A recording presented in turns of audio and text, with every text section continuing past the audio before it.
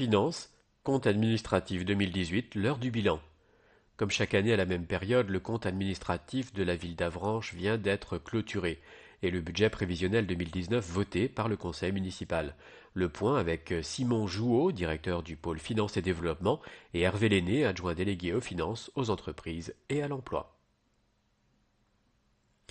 Les élus se sont engagés à ne pas augmenter les dépenses de fonctionnement. Ces engagements ont-ils été tenus? Hervé Lenné.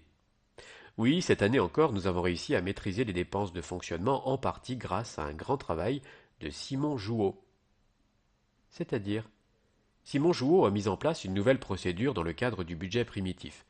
Il a demandé à chaque chef de service de planifier les dépenses pour l'année à venir plutôt que de faire des demandes ponctuellement au fur et à mesure des besoins. Simon Jouot. Cela s'est mis en place en bonne intelligence. Chaque chef de service est responsable de son budget et peut ainsi connaître à l'avance son enveloppe budgétaire. Concrètement, quelles ont été les dépenses réalisées en 2018? Simon Jouot. Notre objectif était de limiter les dépenses du personnel à 6 millions d'euros et les charges à caractère général, 0,11 à 2,2 millions d'euros. Or, elles ont été respectivement de 5,9 et de 2 millions d'euros. De toute façon, il était nécessaire de diminuer nos dépenses par rapport à 2017, car nous avons perdu des recettes de l'État, notamment la moitié de la dotation de solidarité urbaine. Pour faire face à ces baisses de dotation, quelles ont été les autres actions menées? Simon Jouot. Même si l'endettement d'Avranches est tout à fait dans la moyenne, nous avons décidé de renégocier les emprunts auprès des banques et avons fait baisser le taux des prêts de 4% à 2,25%. Nous réalisons ainsi une économie de 100 000 euros. Quelle est aujourd'hui la capacité d'investissement de la ville? Simon Jouot. La situation d'Avranches est saine et sa capacité d'autofinancement s'est d'autant plus renforcée avec le rapprochement avec Saint-Martin-des-Champs.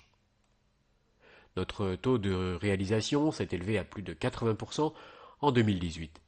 Nous avons respecté ce qui était programmé et nous avons notamment pu finir la réhabilitation du quartier Saint-Exupéry. Notre objectif est de poursuivre dans d'autres quartiers comme Saint-Gervais, la Turfaudière. Ce sont des investissements sur plusieurs années. Hervé Lenné. La dette doit correspondre à une stratégie d'investissement intelligente qui s'inscrit dans le temps.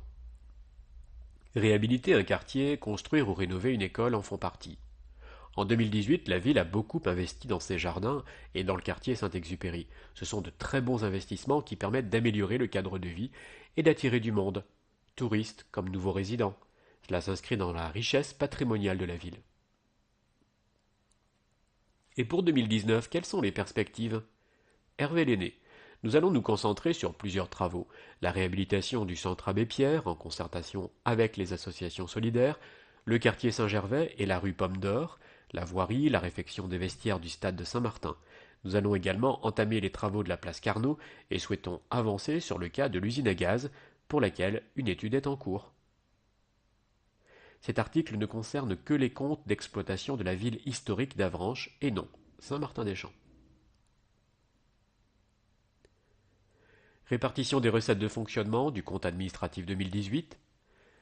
Produits des services et du domaine, dont la restauration scolaire et recettes provenant de la CAMSMN pour la mise à disposition de personnel 9%, impôts et taxes 50%, dotation participation 36%, autres produits de gestion courante, revenus des immeubles, prestations versées par la CAF par exemple 2%, recettes diverses, remboursement de rémunération, produits financiers, indemnités de sinistres notamment 2%, enfin les cessions 1%.